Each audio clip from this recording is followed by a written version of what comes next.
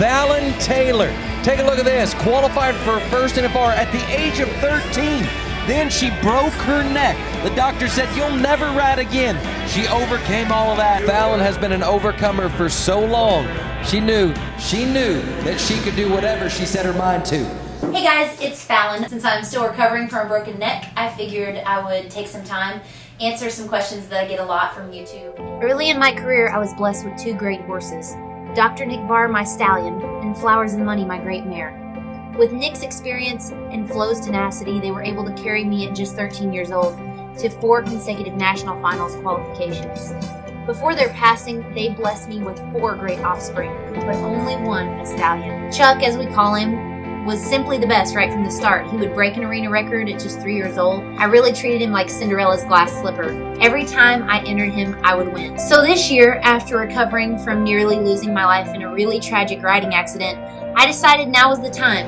In November, we geared up for our very first run in Inverness, Florida. We won that rodeo, and I can't even begin to tell you what an amazing feeling it was. Ready to get him fired up and legged up and ready for his next run. Just so excited. Unbeknownst to us, everything was about to change a lot.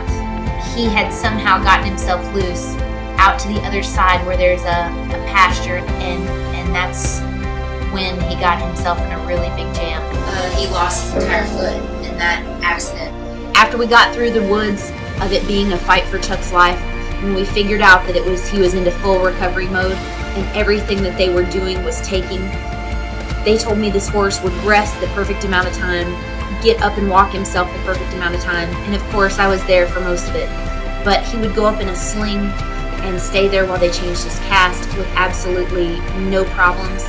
He's just been one of the most remarkable horses, and his story is that I think nobody that owns a horse wouldn't want to hear. Chuck is now no longer fighting for his life. He is an absolute miracle. And not only has this horse grown back a hoof wall, he's grown a frog. He's completely regenerated from the inside out.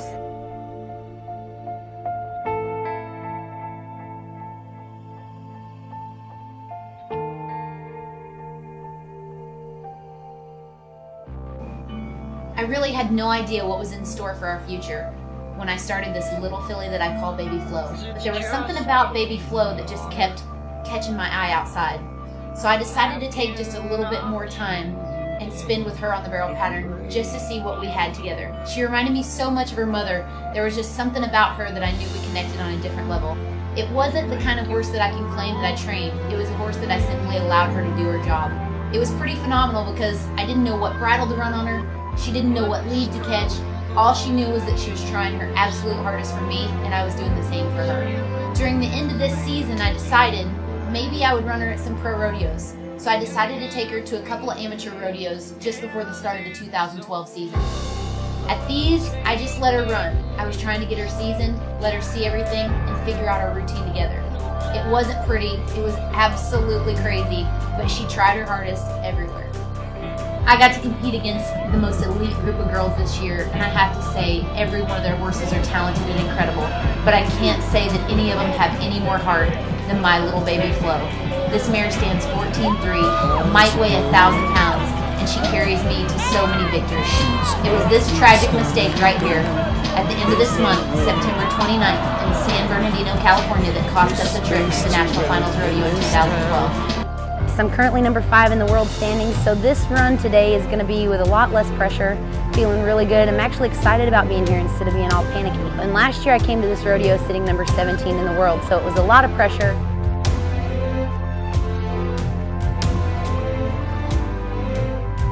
It's been a full year now, and we can really see the difference. My horse has matured, she's learned a lot about rodeo. That's Fallon Taylor, 3rd place last night for her.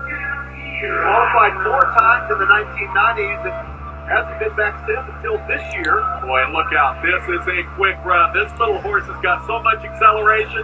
Oh, and hits the 3rd barrel. Watch the clock. And she's loping out. 13.70. I mean, could have been even faster than that. I want to see if I'm fair when I ask you this. Last year was the NFR for you had to be a little bit disappointing. Is that right? Oh, absolutely not. I came from a near fatal injury. I broke my C2. I'd learned to walk again. I took 15 years off. So getting to the national finals was a victory for me. Being able to walk on my own, breathe on my own, that was a big deal. Not a great finals. That's not quite something that I can say is a bad day for most people that have had my injury. So Being here. absolutely. So I took it as a blessing. I won 30 grand, won the Jerry Ann Taylor Award, and being here and winning the first round is just speaks volumes for my little mare and how much we've improved. Okay, and that mare from last year until this year, what have you done? There it is, magic. Well, magic comes in the hard work. It comes in the hard work. They go to 14 flat. Oh, here we go, left barrel first. BABYFLO, she's around it. Oh, man. Going across to the second. She's around it, no fault She yet. has been riding She can awesome. buy this third barrel. She's had some problems. Not Okay. tonight. Here we go, it's a horse race home. Is it fast enough? 13.96. Back to back, she's got the great horse in BABYFLO. She wins the average. She wins the world championship, or second the average. And as always, makes an incredible entrance. Fallon's now world champ. A very colorful personality and winning her first world title in style. Congratulations. You made your debut here when you were 13 years old to win the world and to do it with an incredible horse, Fallon Taylor. BABYFLO is amazing. The fans are amazing. You guys have helped me and encouraged me. Come out here and do this for you guys. Thank you so much. Keep pushing us on, and we're going to make you proud. The 2014 world champion, and has made a movement to make the sport safer by encouraging young ladies to wear a helmet. Here comes Fallon Taylor, BABYFLO, reigning world champion. You know, a little wild run last night, I thought, but still fast. That's the thing about BABYFLO. This looks much better. All right, Fallon, she sizes up that third and final turn. This is good. Now watch the clock. Left barrel first, here we go. This is how she won it last year. Oh, and she rocks it, but it stays up. All the way across, Fallon, don't weaken. She's got 2 down. BABYFLO coming to the third. She got by it. Horse race home. Yeah, and like great. we said, all the way to the line. Great pattern in third. When we talk about your season and how you've been doing, you've been pulling back a little bit, not rodeoing quite as hard this year. Tell us a little bit about that decision. I've been going around doing clinics in various places and just trying to change and shape the young women of this sport and just trying to really give back and add value and empower all of these young girls as much as I possibly can with all that I've learned. What's the feedback been like that you've gotten so far from doing these clinics? It's been an emotional journey, not only for them, but for me. The payback is so huge that it's just so exciting to be a part of it and watch this sport evolve and change with the next generation of barrel racers that I'm able to influence.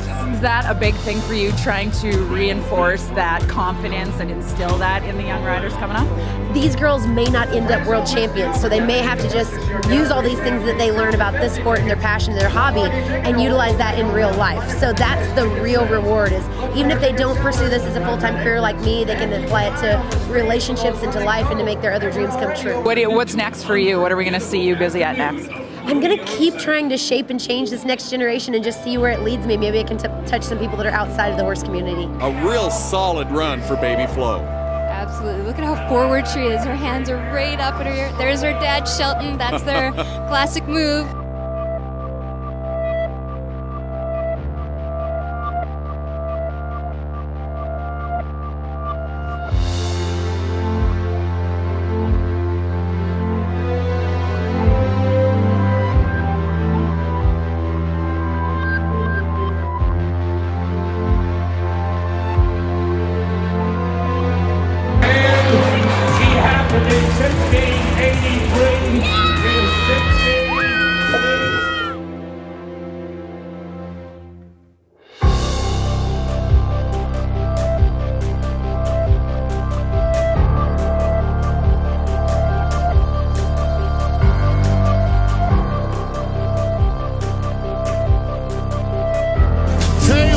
Takes the #1 spot. In 2018, we bought our dream house.